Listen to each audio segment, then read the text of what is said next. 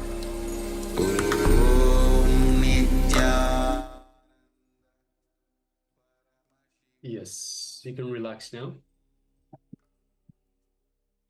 And now just take a moment and share with us what was revealed to you in your third eye. So if you wish, if it's not too private, you can share with us, but share with us how your this power manifests for you. So for everyone will be manifesting in a different way. So some might just have a piece of information that they haven't had before, just out of nowhere, just know something is right. Or perhaps you see visually as you scan through, you see visually each individual internal organ and the health of it. You know the health of it as you scan through, or perhaps it might even show as colors. So you see, for example, you might see the heart, you might see the stomach, the lungs, you might see the intestines, and just have some sort of a coloring system. So it depends how you see and interpret the visions that you are being shown. Others might even interpret in ways of smell, sight, hearing, taste even. So just to give an example, let's say, for example, you were walking down the road and you saw a dog, and the moment you saw the dog, you tripped and fell and hit your knee. So when you hit your knee, pain in the knee was straight away related to the dog. So then going forward, if there's a problem with the knee itself, when you scan through, you might hear a dog barking, or you might smell a dog, or you might see a dog. So this is in a way that is being related for you at the moment because of the patterns. So see, this is a pattern that gets instilled in you, and because of this pattern that is in you, you interpret it in this way. Your mind is interpreting this for you. The perception of a dog is related to knee pain. So this is just one quick example that of how and why it happens differently. It manifests differently for different people. So requesting everyone, please take a moment and share with us what was revealed to you in your third eye in terms of the health of your organs and how you're actually experiencing this power manifestation of scanning, of body scanning. So please take a moment. And also requesting all participants. We have a few participants with the cameras switched off. So we have Ma Sia Wu, Sri Nityalingodbhavan, Nityanandam, welcome Maya. If you could also please switch on your camera. We have Ma Shu Wei Ping, Nityanandama, welcome, and please switch on your camera. Ma Kaylee Wang and a participant with the label iPhone. If you could all please switch on your cameras and be available in the camera frame as well. And yes, we have Ma Sadashiva Mai, Nityanandama. Yes. Yes, ma'am. All right. So please, Masio says can't get anything. Okay.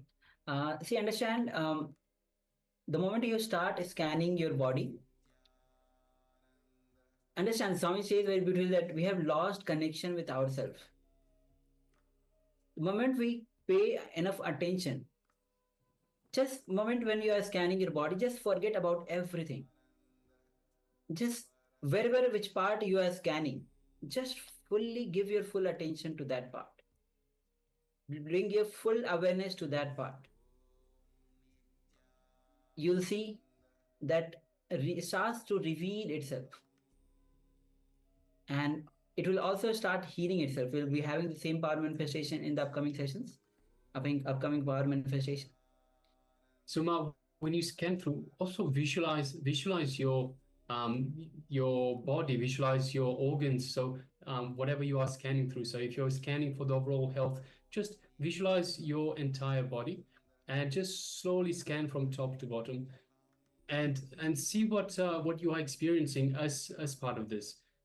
So when you're scanning for the internal organs, individual organs, visualize your organs in your third eye. So as you scan through, so if you go from the heart, you visualize the heart, then you move on to the lungs, you visualize the lungs in your third eye, in your mind, and slowly go through each individual one and see and pay attention. As I mentioned, it can manifest in any number of ways. So pay attention to everything that you are getting. Are you getting a piece of information? Are you getting a sight? Are you getting a sound, a smell, a touch, a taste? just be aware of every sensation, be aware of everything that is happening in and around your body. So just pay attention, and then also have a look at your mind as well. Is the mind distracted? Because if the mind gets distracted, it will not let you manifest. So the mind thinks it is more important than you. So that's why the mind always tries to get in the way.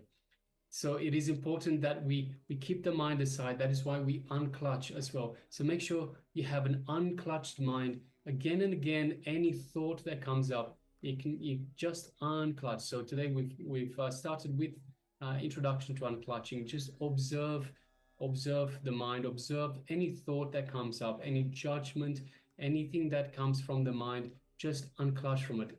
Just become a witness. Just watch it as it comes up. Watch it go back down, just like the fish jumping process. So everything of the mind is just a fish that jumps up and falls back into the ocean. So we don't get involved in it. We don't entertain the thought. We just observe it.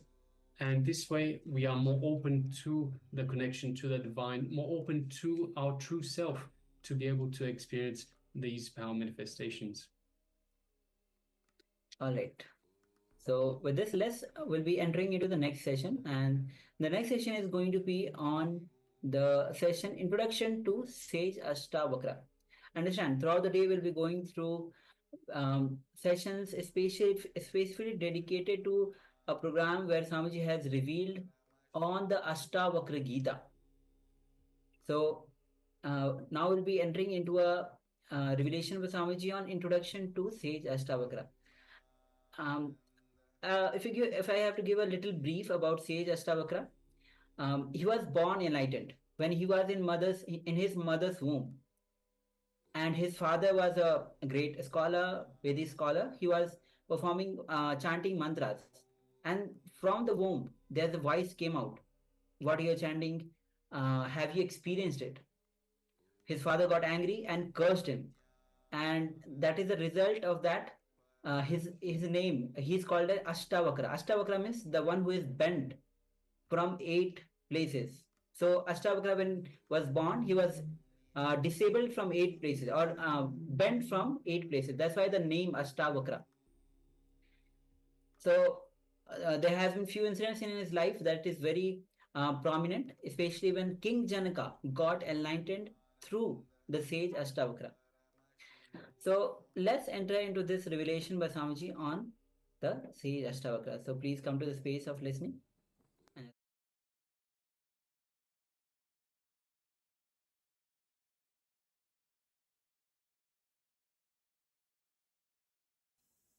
Let's start with a small story.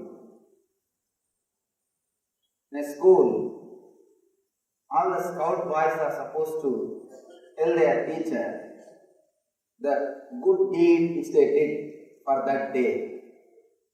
Every day they are supposed to do a good deed, come and report to the teacher.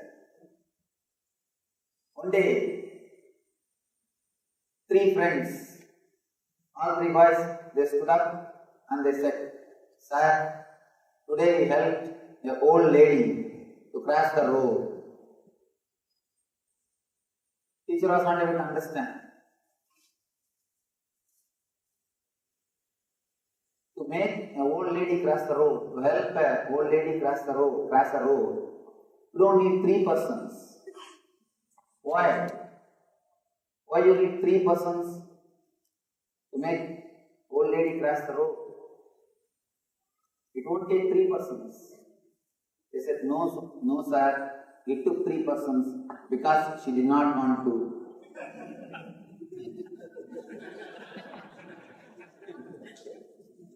Because she did not want to cross the road. Many times, the help extended without thinking about the situation.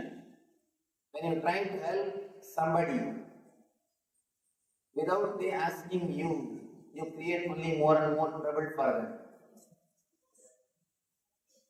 Almost all our services done out of ego ends only in creating trouble for others.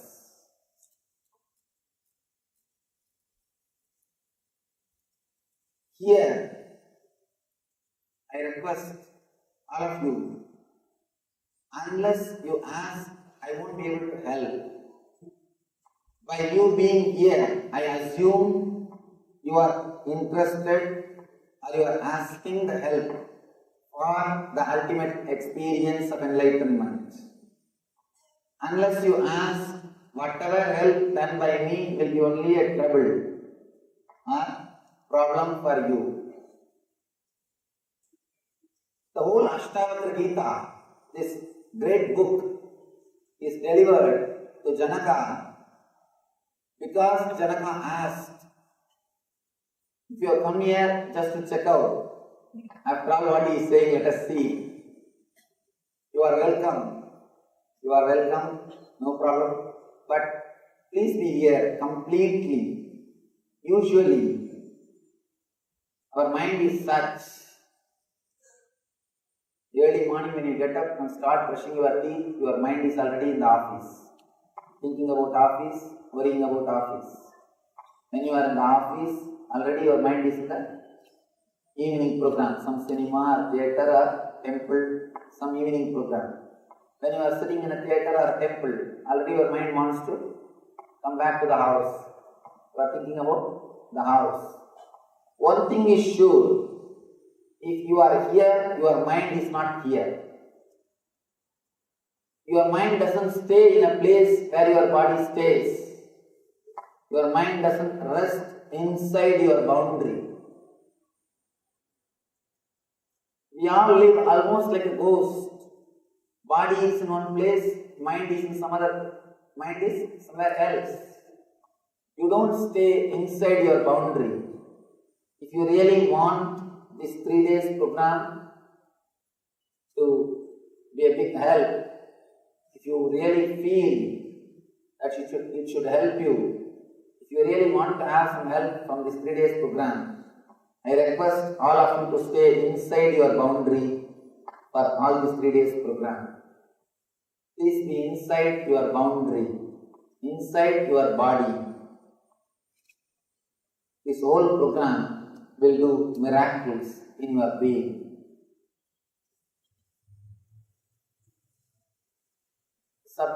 Today's subject is enlightenment. It is possible.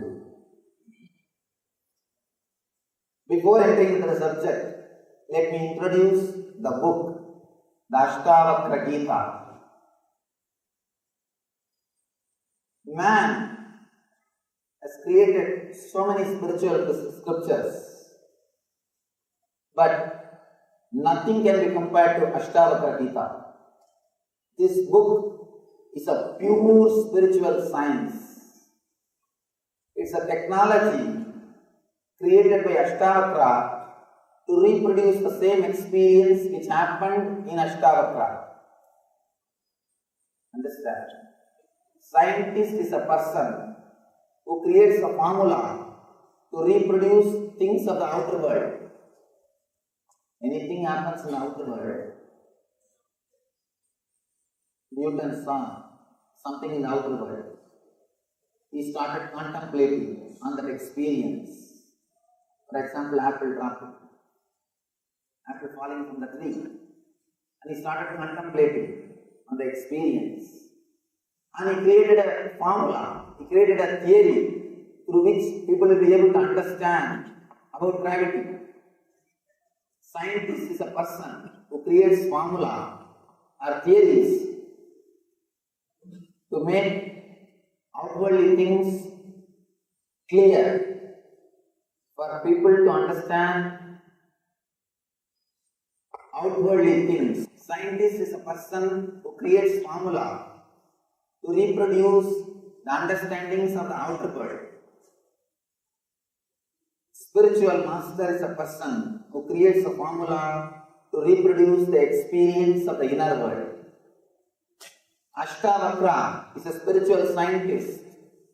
He created a beautiful technology through which he is able to reproduce the same experience which happened in him. All you need is just a little bit of sincerity. Just be inside your boundary. you will see Ashtavakra Sutras work on you. The scripture created by him, the technology created by him can reproduce the same experience which happened in him.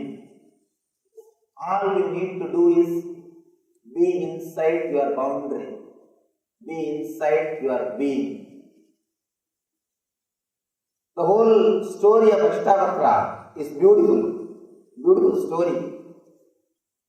And we don't know much about Ashtavakra, but there are few incidents, very significant incidents.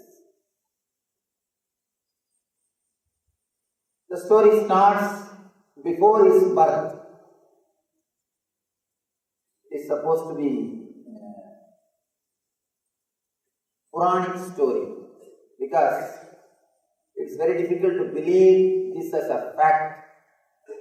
The story starts when Ashtavakra's mother was carrying him, when he is in the womb. Ashtavakra's father used to recite Vedic mantras.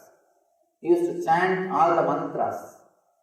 When the father was chanting all the mantras, the son used to hear all the mantras. Suddenly one day the son from inside started questioning the father. What you are chanting is a pure verse. It has no juice. It has no experience. You are just an intellectual pandit. Where is the truth? Father was shocked. I think from Ashtavakra the generation gap problem started. Ashtavakra is the first person who created, who started the generation gap problem.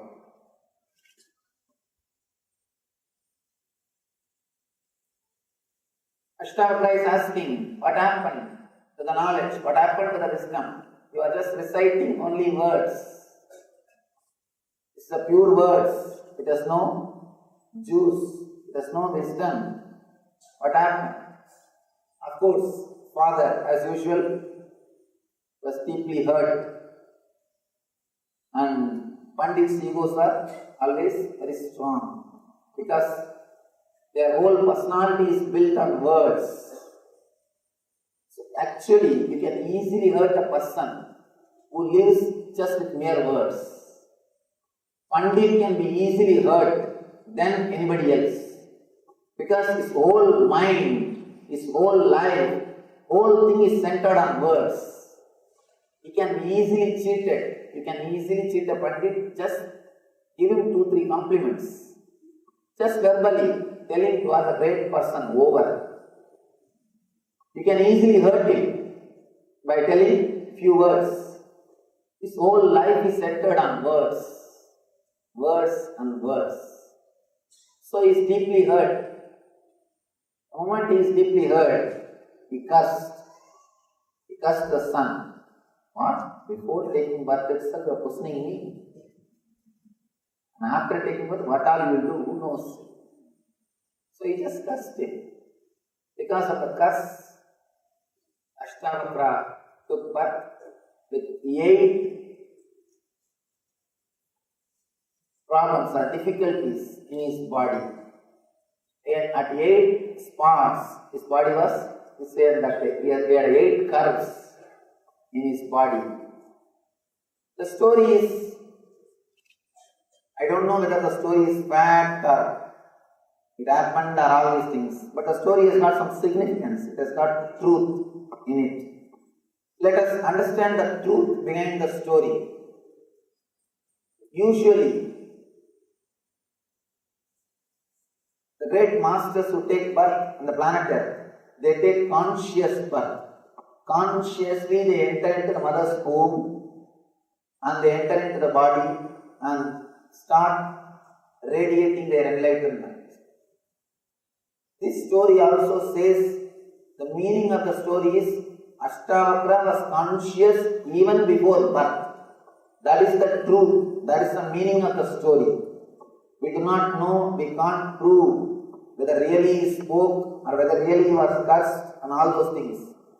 But the truth which our masters are trying to explain through this story is Ashtavakra was conscious of his being He was conscious about his birth. Next, the next story, that's another beautiful story. He goes to Janakaraja's palace.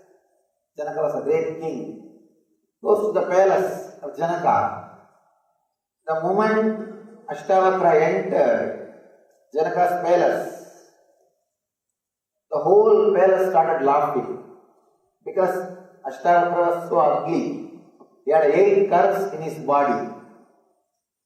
People started laughing. All his ministers, all his people, including Janaka, everybody started laughing. And the Ashtavakra spontaneity, he was not hurt. If you are hurt, you are defeated. At any point, if you are hurt, you are defeated. If you become angry, you are defeated. He is not hurt. He was not disturbed. He was not hurt. He was not disturbed. He was just completely relaxed.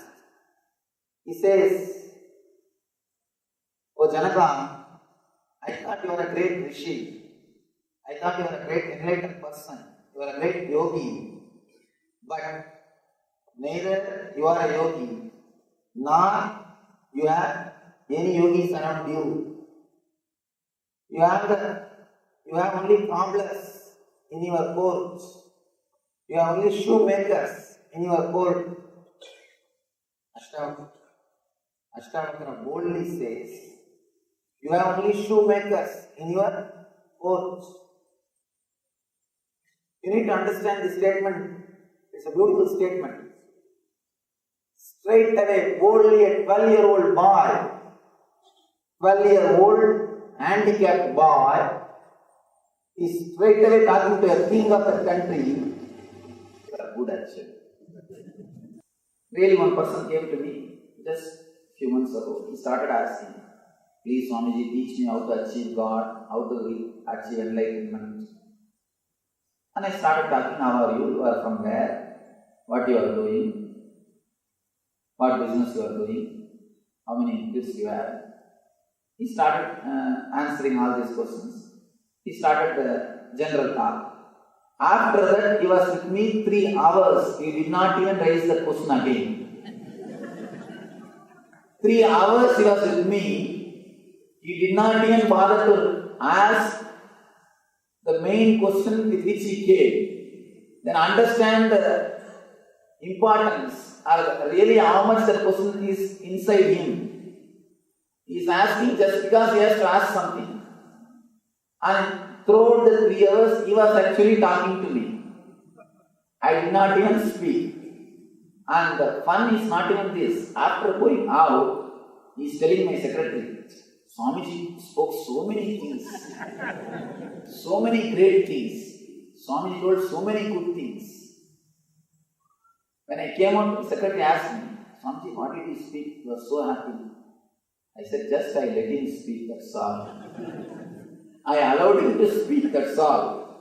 When you allow somebody to advise you, really they feel good. So little bit of one or two mistakes are good. It opens up. The atmosphere will not be tense. It will not be professional atmosphere. So one or two, once in a while, all these things are okay. Handicapped 12-year-old boy, Ashtavakra, is entering into the court and the whole court is laughing. If we are in that place, first thing we would have become angry. First, our ego would have been hurt, angry. Next, either you would have shouted or you would have left that place. That's all. But here is a person. Nobody can disrespect a person who lives in spontaneity. Nobody can disrespect if he has got respect for himself. Nobody can give you suffering unless you give silent permission. Unless you allow, Unless you give your silent permission, nobody can disrespect you.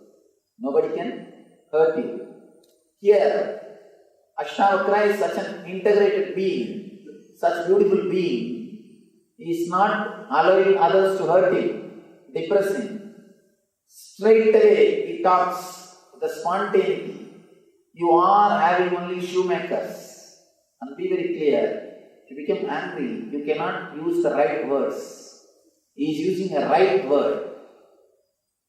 Cobblers, shoemakers. Janaka was shocked. Ashtavakra is explaining, these people are only seeing my skin, not the being. Cobblers see only the skin, not the reality. When a cobbler sees an animal, he will think only about the skin, not the being. When a tailor sees you, he will see only your dress. He will measure your being only based on the dress which you are wearing. A jeweler, if he sees you, he will first see only the jewelry which you are wearing. He will judge you only based on the jewelry which you are wearing. He will weigh you based on the gold which you are wearing.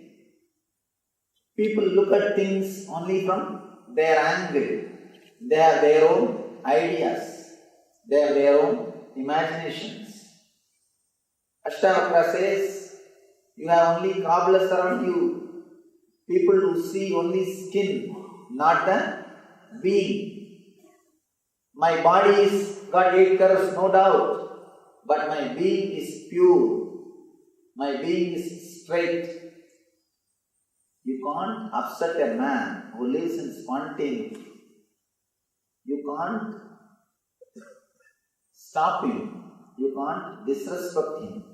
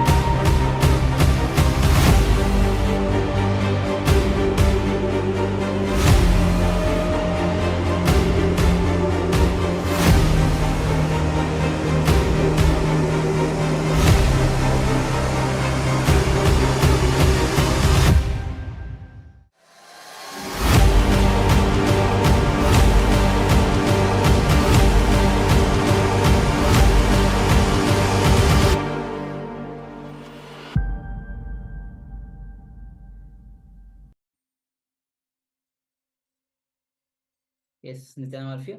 So the person who lives in spontaneity can never be hurt. So Ashtavakra was not hurt.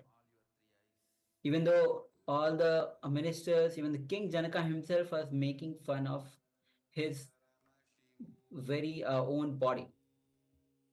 But Samsaya is very beautiful. The one who lives in spontaneity, he cannot be hurt. And let's enter into the internalization exercise about how to live spontaneously and understand that every moment is independent. Life is not a chain. Every moment is independent incidents, independent by itself. Be very clear. Your life is not an interconnected chain as you think it is. Every moment is individual. Every moment is separate, individual moment, independent moments. Yes, indeed. The pain that you might have experienced 10 years ago, the pain you experienced 9 years ago, 7 years ago, the pain you experienced 3 years ago, even the pain you experienced yesterday, they're all unconnected, independent, individual pain incidents. However, the problem is that we start connecting all of these to create a shaft of pain. We connect all of these thoughts, all of these thought shafts, and create one big shaft. And we start thinking and even believing that My life is pain. But is that really true? No, it isn't.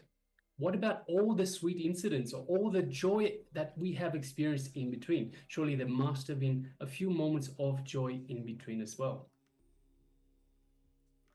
So let's enter into the unclutching exercise from the pain shaft. Understand that whether it is pain shaft or joy shaft, we create by connecting these independent thoughts. So we'll be going through this exercise. So when you're going through this exercise, do this with all painful situations you are currently facing and see how the whole experience transforms you. So be quite sincere about when you perform this exercise. The first step is describe a painful situation you are currently facing, not you had faced before, the currently which you are facing. Then we'll be writing the chain of incidents, pain shaft or the pain chain associated with it. So first we'll be having 3 steps for this. We'll be going one by one. So let's enter into the first step. So please describe all the painful situations in your life that you are currently facing. So please take a moment and pen down.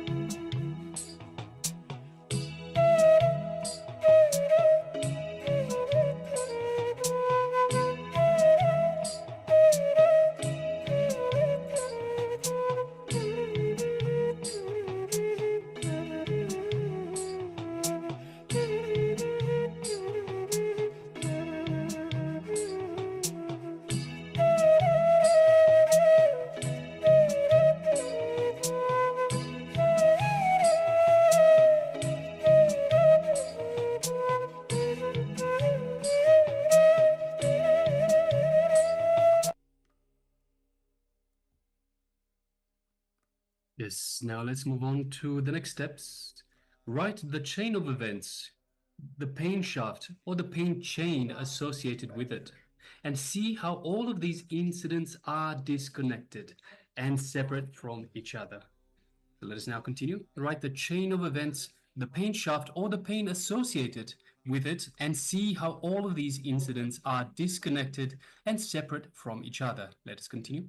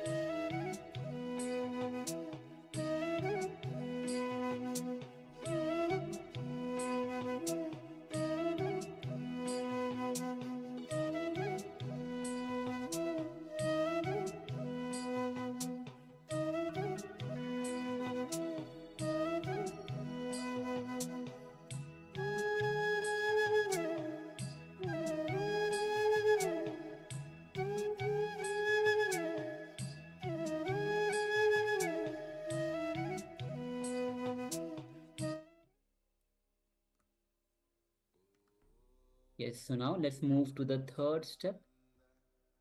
See how all of these incidents that you have penned down are disconnected and separate from each other. Again, see how all these incidents are disconnected and separate from each other. Please go ahead and let's continue.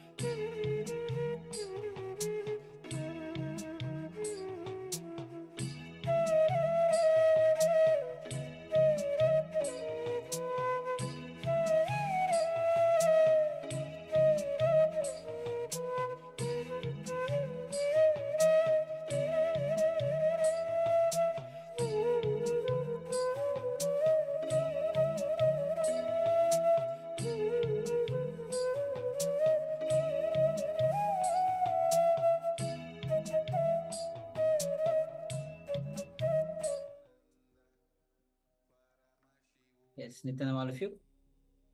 So with this, hope all of you have actually performed this exercise beautifully. See, understand when you describe the pain situations that you are currently facing, and realize when you write down the chain of events, pain shafts, or the pain chains associated with that particular painful situations, and you will realize that how these incidents are disconnected, which you have already must have realized because you have already performed this exercise.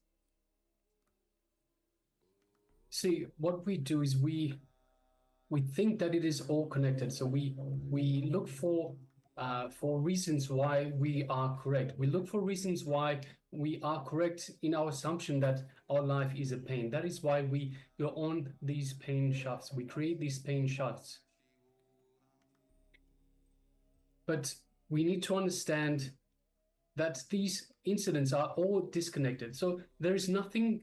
If you have a look at each individual incident by itself, every individual incident has a different reason for happening, has a different set of circumstances that lead to this incident happening. So for that reason alone, logic dictates that it cannot be connected. It cannot be the same, because at every moment is different in every aspect, every single aspect. There's nothing that connects one incident to another. It is just so different, so many different reasons, and so many different ways that we get to this incident itself. So they are totally disconnected. The only connection is in our mind. Once again, we look for reasons to believe that we are right. See, a lot of times when we speak to people, when we ask questions to validate what we know. So we don't generally ask questions to find the answer. We ask to validate our assumptions. And it's in the same way that we look at these these disconnected incidents to validate our belief, the belief that we have created that life is a pain. So the moment we see one, we jump and say, hey, see, this is I was right. This is what's validating my assumption. But if you look closely, as part of this exercise, you would have looked in detail for each individual incident. There's nothing to connect these incidents. There's nothing to connect one to the other. So it is very important that you understand this. The moment you realize that these are all disconnected, and in fact, the only thing that's connecting one to the other is our imagination, it will just simply melt away. It will just simply dissolve, and all the pain shafts that we have created will also dissolve along. There will be no longer pain in our life, because we realize there is no such thing as a pain shaft. All right, so let us move on to the next segment, which once again is the power manifestation segment. And in this round, we'll be scanning the overall health of some specific organs. So in this round, we'll be actually scanning starting from the heart. So scan the overall health of the heart. So let's enter into this manifestation. You can sit with your head, neck, spine, and straight line. Visualize Swamiji in your space. His infinite grace, His love, His compassion overflowing through you, filling your entire trillions of cells with His energy, that super conscious energy. Now, gently bring your awareness to your Angyan chakra, the third eye. And start to unclutch from every single thought. And now let's start chanting the Mahavakya. Om Nityananda Paramashivoham. Om Nityananda Paramashivoham. Om Nityananda Paramashivoham. As you start to scan the overall health of the heart, ask Swamiji to reveal every single detail of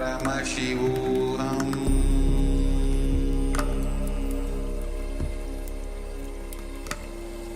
Om Nityananda Paramashivoham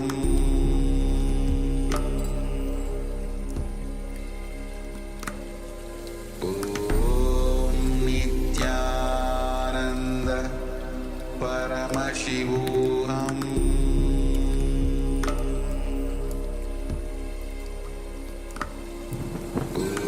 Om Nityananda Paramashivoham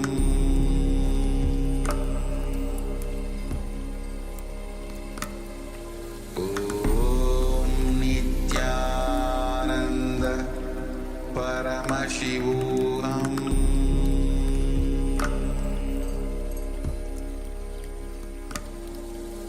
Om Nityananda Paramashivoham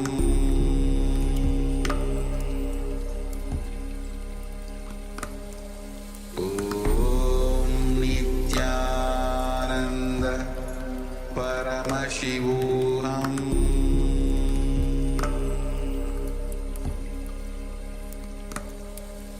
Om Nityananda Paramashivoham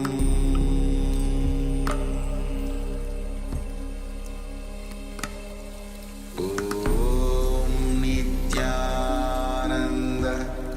Paramashivoham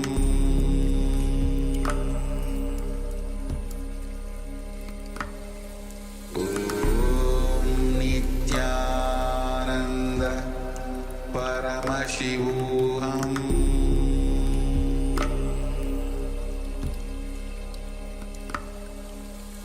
Om Nityananda Paramashivoham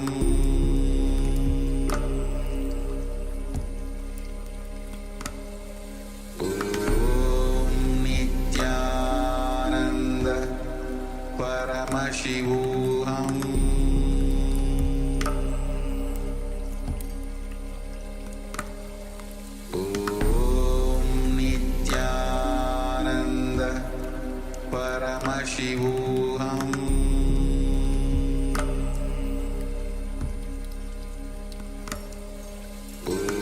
Om Nityananda Paramashivoham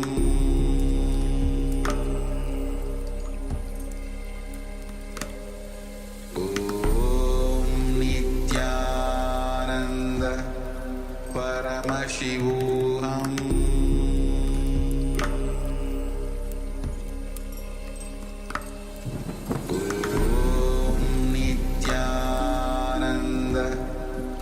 Paramashivoham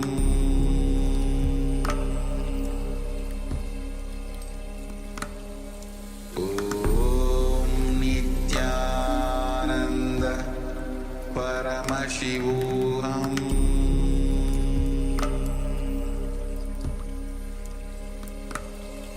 Om Nityananda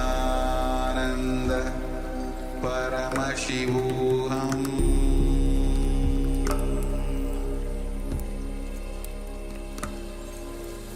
Om Nityananda Paramashivoham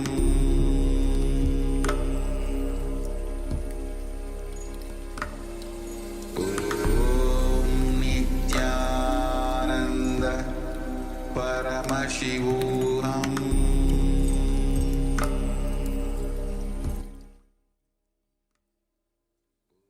All right, you can relax now and take a moment and share with us your experience. And if it's not, if it's okay, share us also what you saw, what was revealed to you through your third eye as you were scanning the health of your heart, of your internal organ, your heart. We also welcome Ma Ning, Nityananda, welcome. Also, we have one person with the name Real Me. Yes. Yes. Requesting you to rename yourself with your original Real name. name. Yes. And also we have joined by Shu Shi Liu. Shuchi Liu. Yes, Yes, Nityanandam. So requesting everyone, please switch on your cameras and do be available in the camera for this for the program itself. So Ma Ning, we've just had the power manifestation. We're just requesting participants to share their revelations, what was revealed to them in their third eye. Today we have the power of body scanning, and we ask participants in this round to scan the health of the internal organ of their heart. So requesting participants now to share with us, thank you Ma, to share with us the revelations, what Swamiji has revealed to you in terms of the health of your heart. And again, reminding participants, so it is the divine that is manifesting through us, because we are the divine. So it is important that we understand we are not humans having a spiritual experience. We are spiritual beings having a human experience. So in a way, if we have a look at the hand, for example, so each one of us are the fingers. We think each one is individual people, individual humans. But in fact, if you look further down, we are all connected to this larger cosmic entity, which is Paramashiva. It is the cosmic super consciousness and cosmic energy that is Paramashiva. That is everything that is around. So it is everything. It sees everything. It affects everything. So we are Paramashiva. We are part of this Paramashiva. We are the microcosm in the macrocosm. So we are microcosm, the humans, in the macrocosm. So in this reality of the overall cosmos. So because of that, we have access to Paramashiva's powers. So these are Paramashiva's powers. We have access because we are Paramashiva. So it is important that we understand where these powers come from. So where these powers and how these powers manifest. So they manifest through us, through the cosmos, through our connection to the divine. So once we understand who we truly are, then we have access, conscious access to these powers. So it is from this connection to the divine that the powers manifest. Yes, Shu Shi Liu shares hello. Yes, hello Nityananda. Yeah, okay. So yes, I'm requesting all of you to switch on your cameras. Let us know you're giving your full presence, you're giving your full participation, full involvement. The Swami says very beautifully in the very first day, only when you give your 100%, not 99%, full 100%, the transformation happens. So make sure that your cameras are on, you are having full participation, full listening, full involvement. Yes, Ma Ning. So we have Ma Shuchi Liu that shared in the, yes. So she said she saw her heart beating and frequency and beating times. Yes, that's awesome. Fantastic. Thank you very much for sharing, Ma. Thank you very much, Ma Shuchi Liu. So yes, it is also important. So we understand that these powers manifest through Paramashiva, through Swamiji, who is the embodiment of Paramashiva. So when we simply ask Swamiji, show me my heart, show me the any information that I need to know about the health of my heart. And if you're not getting the information in the right way, so some people might not be manifesting it, ask Swamiji, please show me in a way that I can understand, in a way that I can interpret it. And if there is an issue, so this is also a very powerful way to manifest our health, to simply scan, bring awareness to these parts, to these internal organs that we have, to our entire body, in fact. Because by simply bringing awareness to wherever there is an issue, we heal that, we provide the energy that it requires to heal that ailment, whatever the issue might be. So if you see something wrong, if you see, for example, you might see your heart is not working in 100% capacity for whatever reason, you might have some discomfort. You can simply ask for more information and ask to find the root cause. When we apply the awareness to the root cause will simply melt away. See, a lot of times, this is one thing that Western medicine, or medicine of these days, has missed out. It doesn't understand whatever we are displaying, whatever issues we might have, that is not the root cause.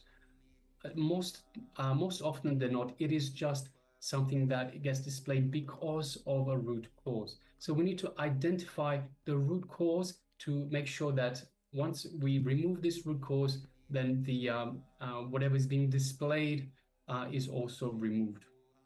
So when we do see some discomfort, some ailments, whatever it might be, with whatever part of our body, we can simply ask for more information, identify the root cause, and dissolve this root cause to bring us back into health. Awesome. So make sure that you are having, even though we'll be having more power manifestation around, so start to scan your body for different organs when you are manifesting this power. So we'll be having more rounds, so be excited about that. And again, Swami says again and again that whenever there is a power manifestation, be excited about that, make it as a lifestyle. Okay, so with this, let's move on to the next session. And today, as we are having sessions specifically dedicated to the program which Swamiji has conducted on Ashtavakra Gita. So in this next revelation by Swamiji will be revealing on what is liberation. We seek freedom, liberation for so many things that we are stuck in. But what is ultimate liberation? So please come to the space of listening and let's have this revelation, have the full listening as we enter into this revelation. It's a beautiful Zen story. There was a great Zen master who was giving teachings. He was giving discourse. Again, one Buddhist Pandit, well read, but have not experienced anything. Well read. A Pandit, he came. The moment he entered the hall, he started shouting. Of course, Pandits are professional shouters. He started shouting. What Zen you know? What spirituality you know? What are you talking? The Zen master was too young guy. He was a young guy. What are you talking? What Zen you know? You can make only these fools listen what you say. You can't make me listen. Can you make me listen what you say? Master was very polite. He just said, "Sir, can you please come here? I am not able to hear." The Pandit comes to all his arrogance. Then Master says, "Can you please come this side?" He comes this side. Then Master turns the face. "Can you come little near?" He came little near. Master says, "You seem a very good, nice person. Already 3 times you heard what I said. Now please sit and listen." You seem very good, nice person. Already 3 times you heard what I said. You listened what I said. Now please sit and listen. Person who lives in spontaneity can never be disrespected. You can never catch him. And Ashtavakra is a person who is living in spontaneity, who is completely in the present moment. He can neither be disrespected nor be deluded by the ego. He is not disturbed. He is just clear about his being. And he says clearly, "Janaka, you are having only cobblers around you." And Janaka really felt really understood. Janaka is an intelligent person, a rare politician, an intelligent king, a rare being. Being a king and having intelligence is really something. Janaka is a king, an intelligent being. He understood the meaning of the words uttered by Ashtavakra. Immediately he comes down from the throne, touches the feet of Ashtavakra, and please forgive me. I understand what you said. And not only that, not only he asks Ashtavakra to forgive him, further he puts one more question. Master, O Lord, Bhagavan, he calls Ashtavakra as Bhagavan. O Lord, just from your very words, I understood what you spoke is from your experience. Please understand. If you want to find out whether somebody is really experienced person, enlightened person, or just an intellectual pandit, see when he was hurt, see when he was disrespected. When he is disrespected, how he behaves, that will clearly show whether he is experienced, whether he is an experienced person or an intellectual pandit. You can keep your face or pose, you can do everything as long as your ego is not hurt. The moment your ego is hurt, the pus which is inside will come out. If you have ego, simply the pus will come out. You will radiate the anger, violence and vengeance. When somebody is hurt, when he is disrespected, how he behaves, how he responds, see that will give you a clarity whether really he is enlightened or an intellectual pandit. Here, Ashtavakra is completely disrespected. See, if you say a word and laugh about him, even that will not hurt so much. Just by seeing, if you laugh at somebody, the very being is rejected. The very being is rejected. See, you enter somebody's house. If you start talking, if people laugh, then you can understand they are not ready to accept what you speak. Only you are speaking, they are not ready to accept. But the moment you enter, if they start laughing, your very being is not accepted. Sometimes, if you don't open the mouth, people may think you are a fool. If you open it, you may confirm. You will confirm it. So, at the most, they may reject your speaking. But just by entering, if they start laughing, your very being is rejected. Here, the very being of the Ashtavakra is rejected, disrespected by the ministers in the court, but he was not offended. He is not disturbed. He was not disturbed. Of course, when we address the masters, we can't use the word was. We can use only the word is. We can't say the word was for them. We can't say he was. We can only say he is. Of course, when you mention the incidents of the past, you will not use the word was. But when you mention about the masters, they are available. We can't say, we can't use the word of past tense. He was not hurt. And he is so clear about his being, and he is clearly expressing the reality. Janaka says, just by your very words, your few words, I can understand you are an enlightened being. It is from your very being. Please teach me. Please give me the wisdom which you are having. Janaka is requesting because Janaka asked whatever Ashtavakra taught has become big help. It has helped Janaka Raja to transform his life, to awaken his being, to achieve enlightenment.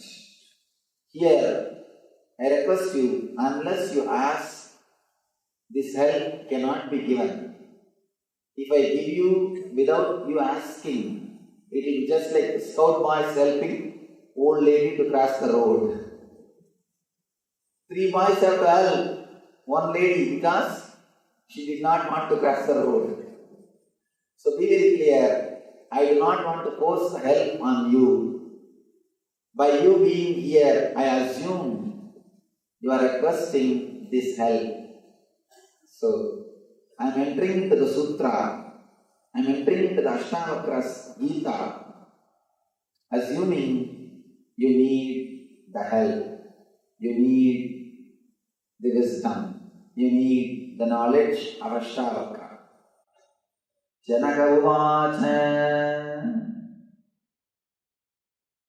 Let me give the slokas in English itself, then I will give the explanations. Janaka said, how can knowledge be acquired? How can liberation be attained? How is renunciation possible? Tell me this, O Lord. Beautiful question.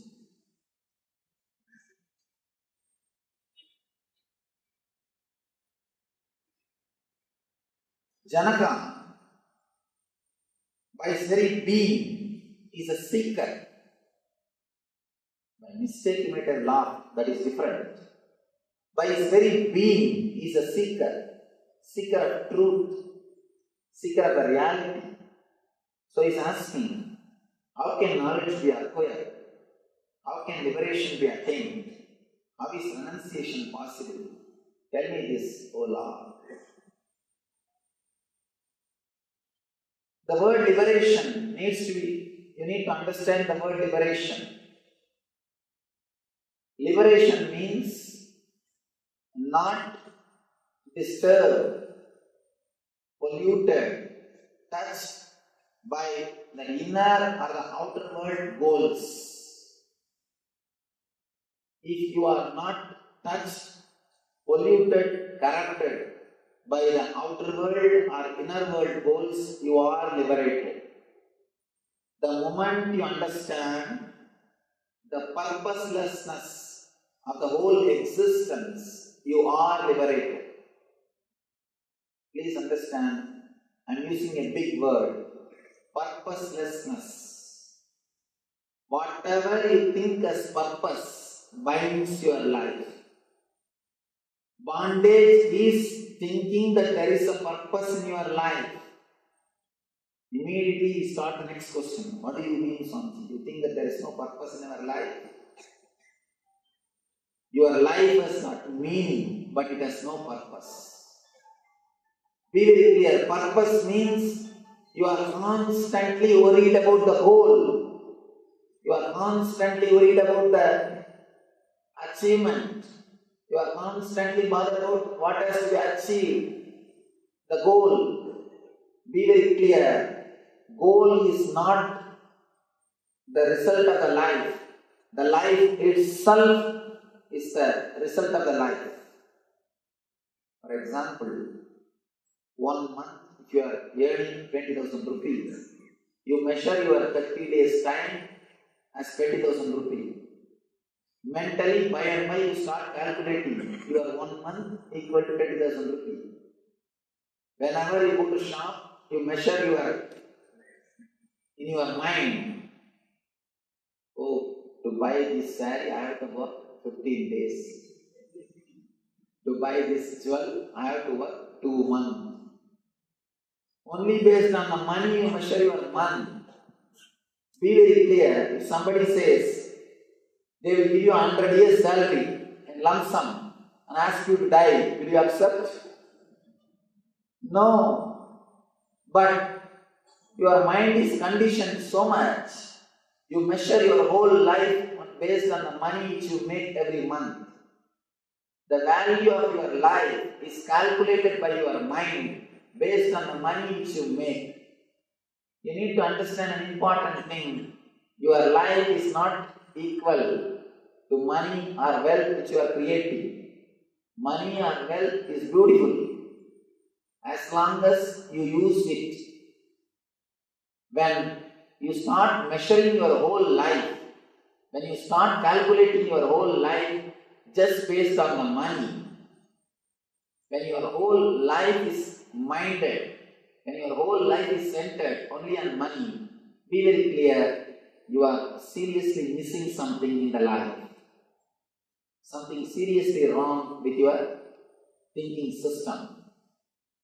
Money is beautiful as long as you use it.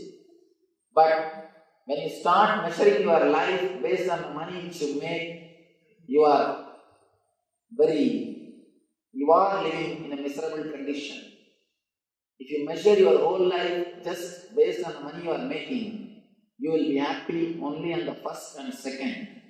When you receive your paycheck, when you receive your salary.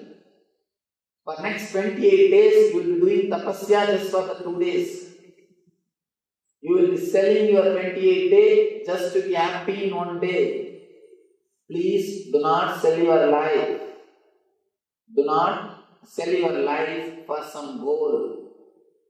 2 things.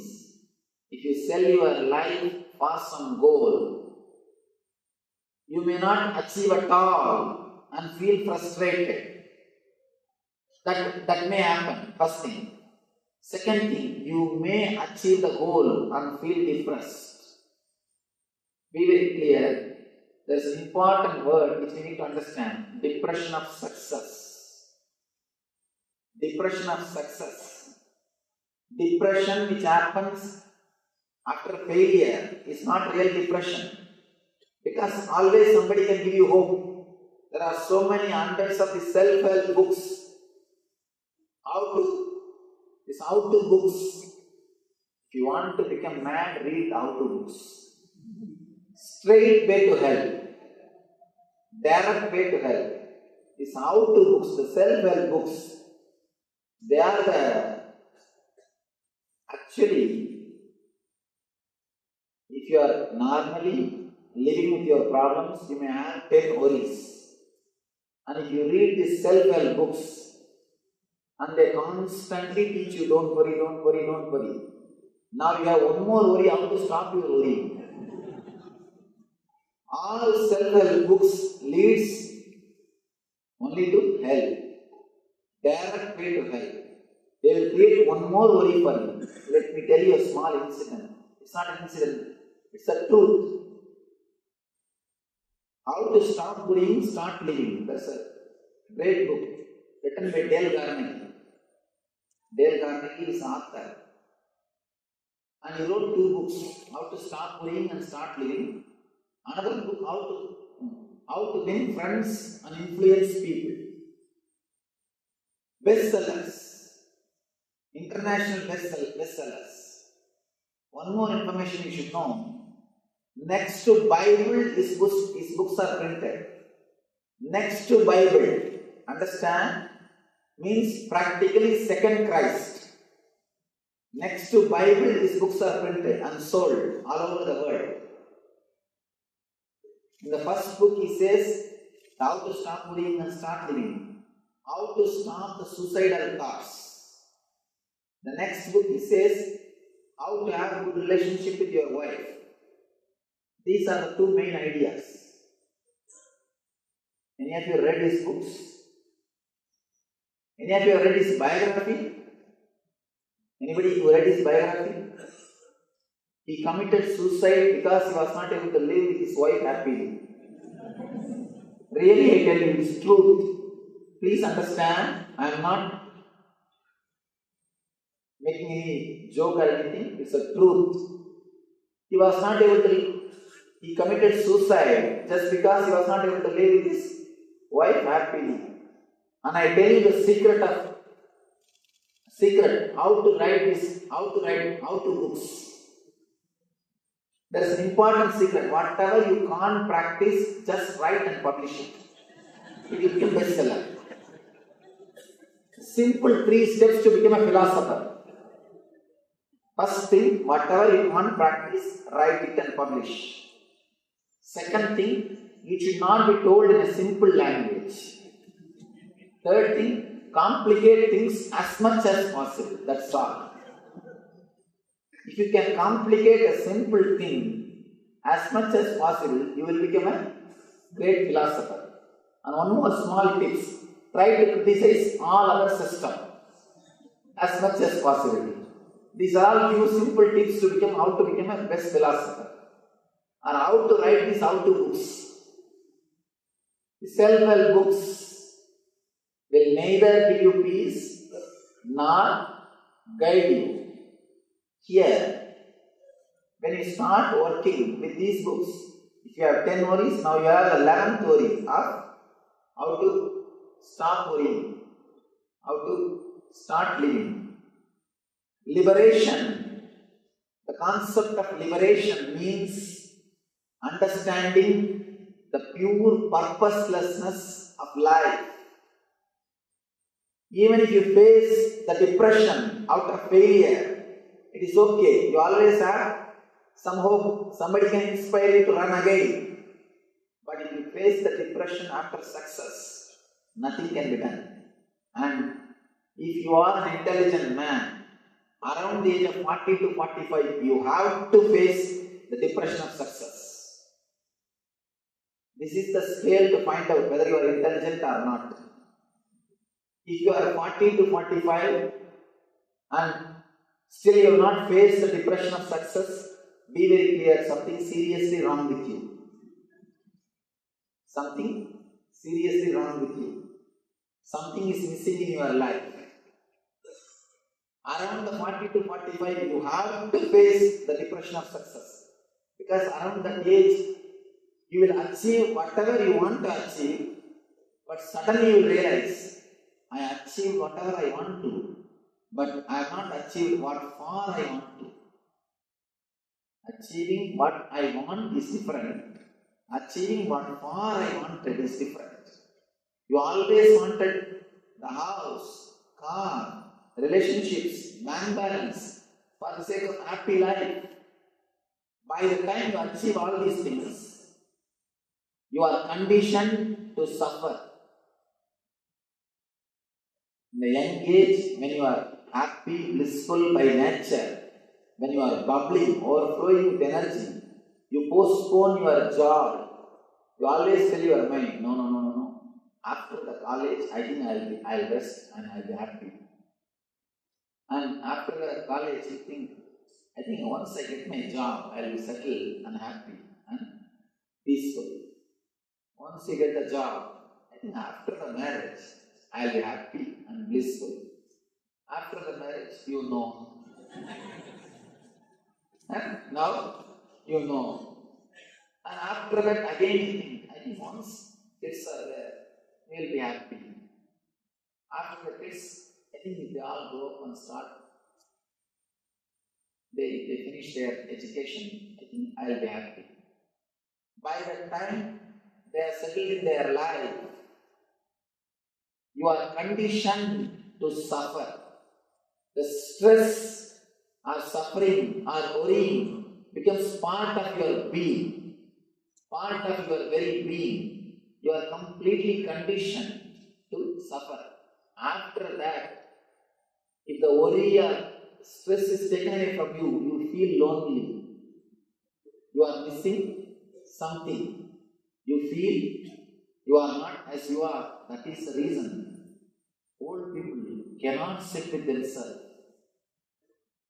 Either they will catch somebody and start talking. In 1962, when I was in the army, they will start telling the stories. See, it is not accidental. Around the world, all grandparents tell stories to their grandkids. Not only in Indian culture, around the world, in all cultures, this is a tradition.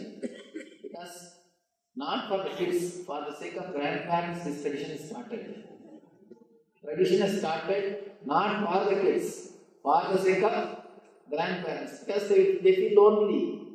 And you can see in your life, elderly people, they would have been married, their kids would have been married, even sometimes grandkids would have been married, but they will be sitting and reading the matrimonial column in Hindu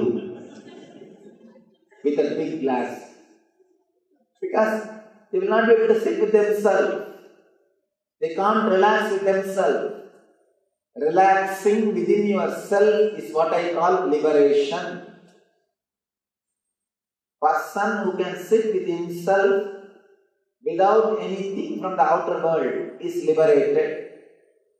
Please understand, Jivan Mukta means don't think big terms. If you have big ideology about Jivan Mukta, you will never think it is possible.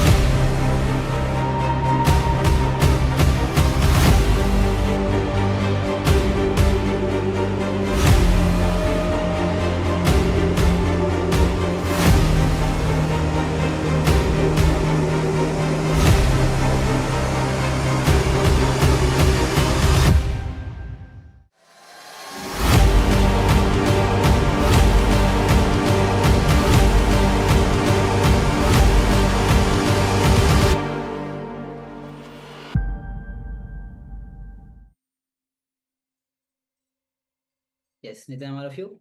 So this is the promotional content from the Paramashiv. As all of you know that Paramashiv is already, the sessions are going on and Swamiji has pouring his life into the people, those who are taking part in this Paramashiv program itself.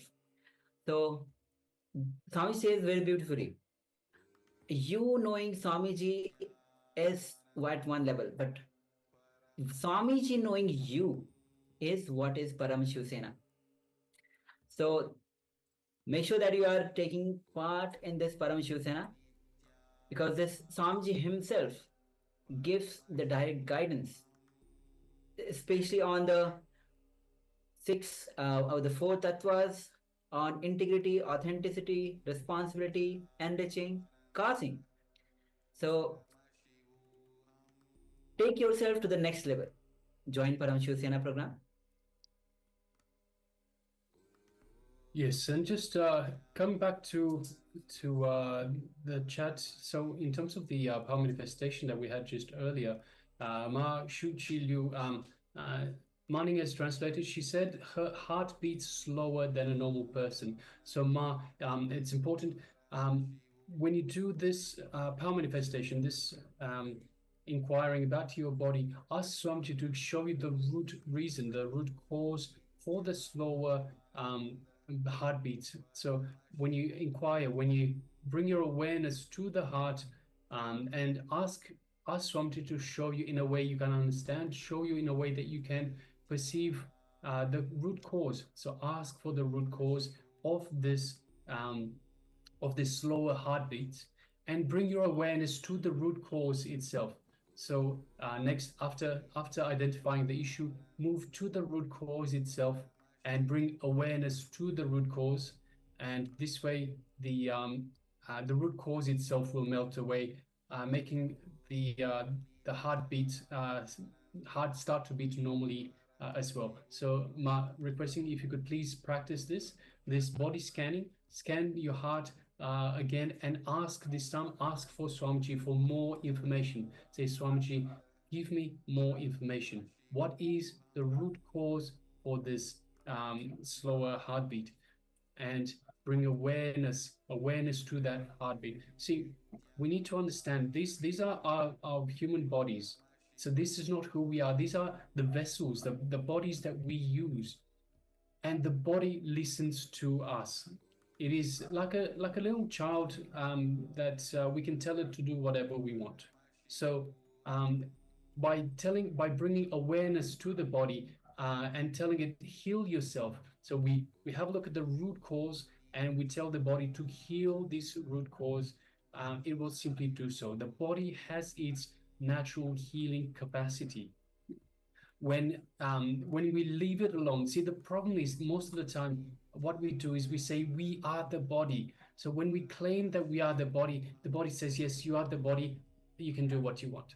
But the problem is that once we claim we are the body, we don't take responsibility for everything the body does. So there are things that fall off the side, they're not working properly the way they should be. So because of that, the body starts encountering discomforts here and there. So the way to heal every problem is to understand we are not the body. We are using the body. So our true self is using this body, this vessel, to experience this reality. Once we understand that, we take a step back. We provide it with the awareness, with the energy that it requires, so it can heal itself faster. And by applying this awareness to the root cause of the problem, the problem itself will disappear as well. So I'm requesting you to please practice this manifestation, this power manifestation, body scanning on, so in this particular incident, on your heart, and ask for more information from Swamiji and apply awareness to the root cause. And also we have, yes. And also we have sharing, Ma has shared. So Maning, if you can translate that, that'd be great. Yes, please, ma'am. All right. So, yes, please go ahead and take comment. And all those people, those who are watching us on YouTube and other social media platform. Okay, Maning's translate: low blood pressure, low energy, and blood. Yes. So they could all be related, or it could be different reasons for each individual one. So requesting you have a look into all of these once again. So seek through and ask for more information. So ask Ramji to show you, to give you more information, to find the root cause. So it might be the same root cause, might be different root causes. Bring awareness to each root cause and the problems will go away. All right. Thank you very much, Ma. Thank you, Ma. So with this, let's enter into the internalization exercise that we just had the revelation by Swamiji on what is liberation. So we'll start with a simple story where Swamiji shares that in the forest of northern India, the hunters use a trap to catch birds by trying to rope between two trees. In the middle of the rope, they secure a wooden stick. The rope is tied at the midpoint of the stick. Now, you may think that how can a bird be trapped with a small stick? How is it possible? Actually, all they do is just hang the stick between the two trees using a rope. That's all. When the bird lands on the stick, bird's own weight turns the stick upside down, such that the bird itself is now hanging upside down, clinging to that stick. So the moment the bird turns upside down, it loses its sense of balance. It feels totally shaken and it tightens its grip on the stick. It simply holds onto the stick as if its life depends on it. Because it is hanging upside down, it thinks, if I unclutch from this stick, what will happen? I will fall and die. So we'll be sharing the picture of the how the rope is tied in the stick and the tree itself. You can have a look how the hunters use this trap. So you can see in the picture,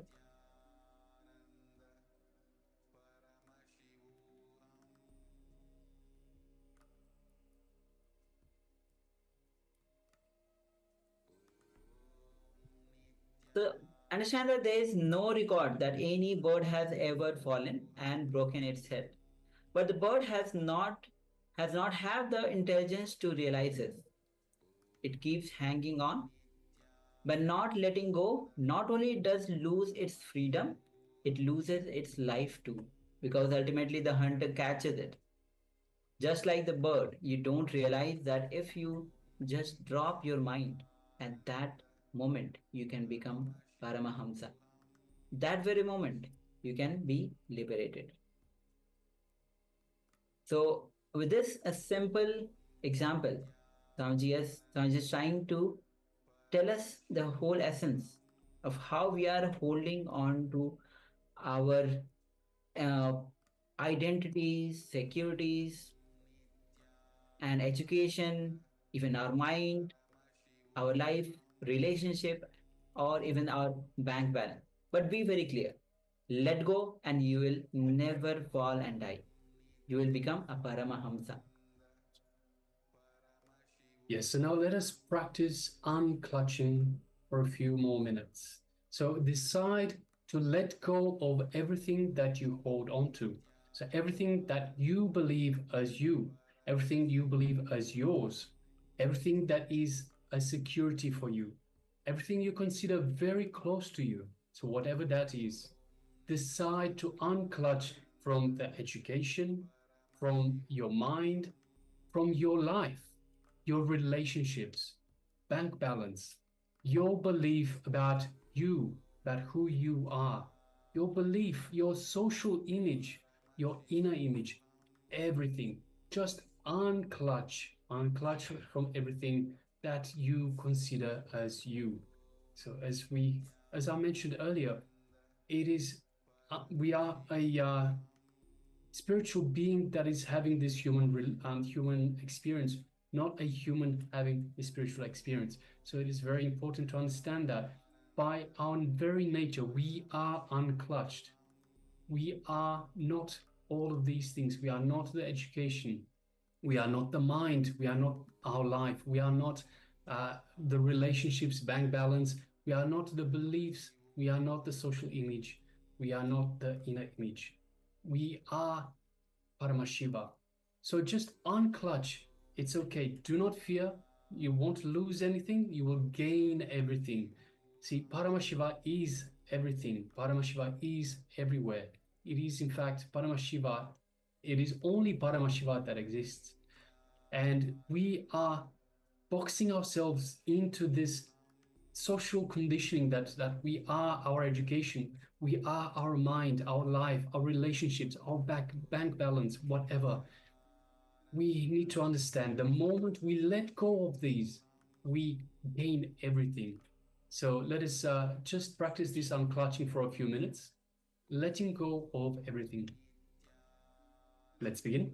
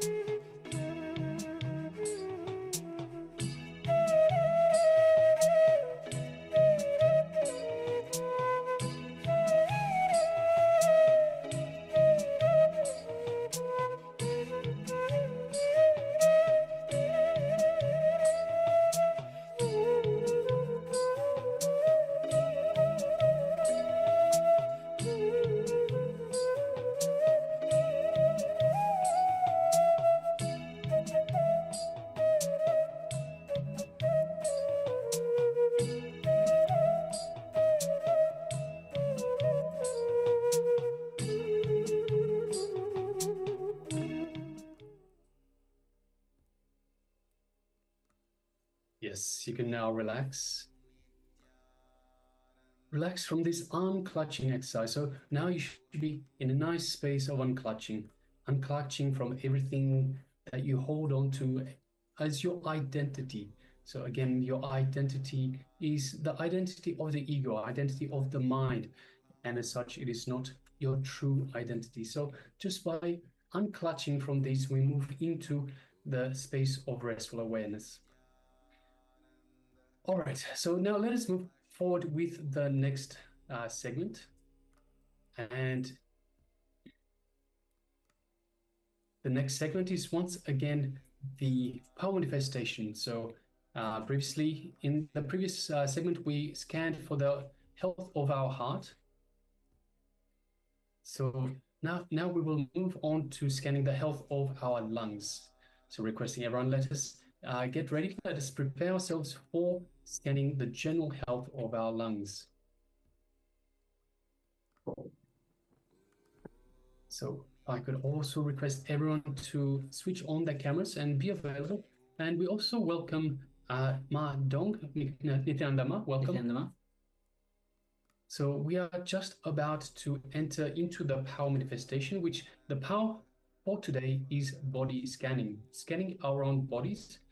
And in the previous round, we have scanned the health of our heart. And before that, we scanned the general health of our overall health. So we move on to scanning the health of our lungs. Everyone, let us get ready. Sit comfortably with the head, neck, and spine. You don't have to find it more comfortable. Find it easier. And let us visualize some just space. So I'll set the space just center.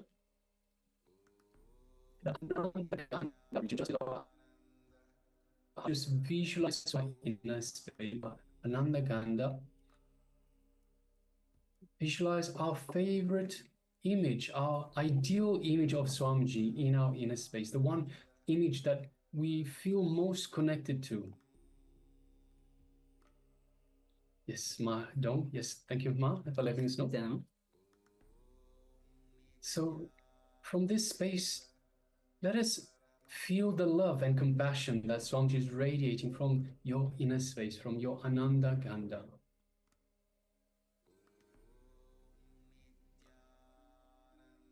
Feel the love, the compassion, the infinite grace radiating from your inner space.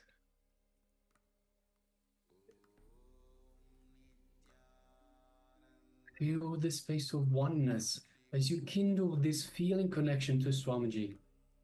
And feel it getting stronger. Good.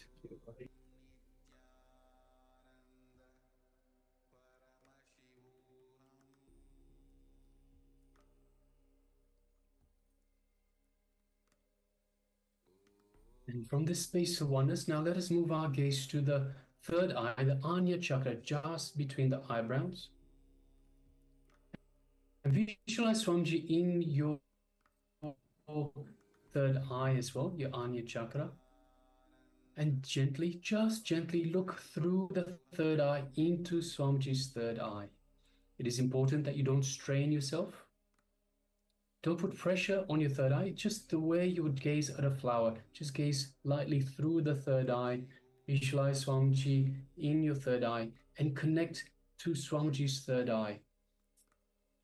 As you do so, you feel this energetic connection from Swamiji's third eye to your third eye. And you feel your third eye being awakened, being energized.